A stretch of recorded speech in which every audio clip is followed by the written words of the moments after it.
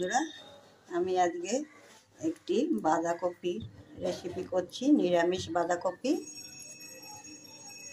পাত্তাগোবিকে সবজি भी বলতে পারেন, আর বাঁধাকপির তরকারিও বলতে পারেন।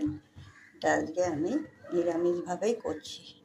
এখন বাঁধাকপিগুলোকে আমি ধুয়ে কেটে নিয়েছি। আমি ধুয়েই কাটি বাঁধাকপি। তারপরে আমি একটা টমেটো কুচিয়ে নিয়েছি, বড় সাইজের টমেটো। কড়াতে তেল দিয়ে জিরে তেজপাতা ফোড়ন দিয়েছি। এর মধ্যে আমি টমেটোগুলো দিয়ে দিলাম। টমেটোটা হলে এর মধ্যে আমি কিছু গুঁড়ো মশলা অ্যাড করবো। আমি গুঁড়ো মশলা নিয়ে নিয়েছি। দেখুন, এখানে 2 চামচ জিরের গুঁড়ো আছে, 4 চামচের। এখানে 4 চামচের হাফ চামচ হলুদ গুঁড়ো আছে, হাফ চামচের লঙ্কার গুঁড়ো আছে, একটু পরিমাণ মতো নুন আর চিনি। আমি এইগুলো এখন মশলাতে দিয়ে দেবো।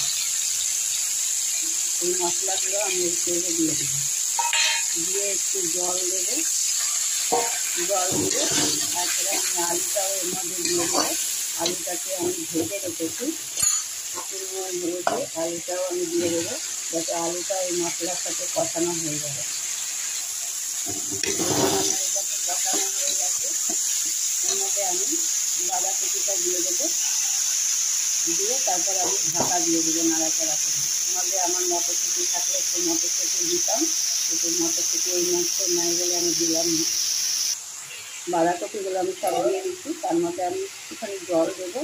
জল দিয়ে এটাকে নাড়াচাড়া করে এবার ঢাকা দিয়ে দেবো। দেখুন, বাঁধাকপিটা জল ছেড়ে দিয়েছে। এরপরে আমি এর মধ্যে একটু গ্রেট করা আদা দেবো। এই আদাটা এখন নিরামিষ বাঁধাকপি তো, এর মধ্যে যদি এখন পরে একটু আদাটা দিই তাহলে আদার ফ্লেভারটা ভালো আসে, আর বাঁধাকপিটা খেতেও টেস্ট লাগে। যেহেতু নিরামিষ, একটু টেস্টও বেশি হয়। এখন আমি আরেকটু হবে, এটা জলটা আরেকটু টানবে। তারপরে আমি একটু নুন আর মিষ্টিটা চেক করে নেব। যার পরিমাণ মতো নুন মিষ্টি চেক করে নেবেন। তারপর লাস্টে একটু গরম মশলার গুঁড়ো দিয়ে আমি এটাকে নামিয়ে দেবো। দেখুন, আমার বাঁধাকপিটা হয়ে গেছে।